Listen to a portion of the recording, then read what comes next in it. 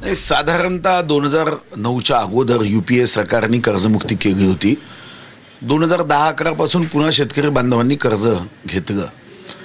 2010-11 मध्ये ज्या शेतकरी बांधवांनी कर्ज घेतलं या कर्जमुक्तीचा त्यांना फायदा मिळणार नाही अशी जेव्हा तक्रार आली आणि या संदर्भामध्ये मग सरकारने जाणीवपूर्वक निर्णय केला की 2009 पासूनच्या नंतर जे शेतकरी आहे त्यांनाही या कर्जमुक्तीचा फायदा दिला पाहिजे. काल आम्ही याच्या संदर्भात काय निर्णय केला.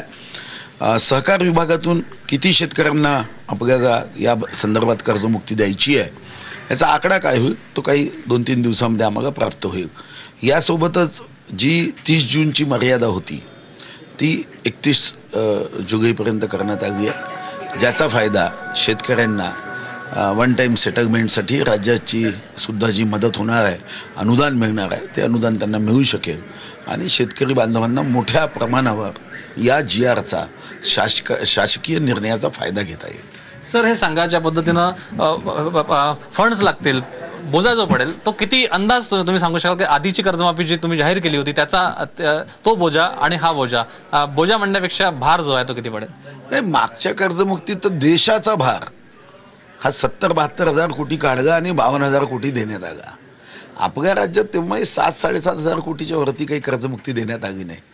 आज ही 34,022 कोटीचा प्रथम दर्शनी आकडा आहे आणि जे 2009चे आपण निर्णय केले त्याच्यामध्ये तो आकडा वाढेल, कमी होण्याची शक्यता फारच कमी आहे.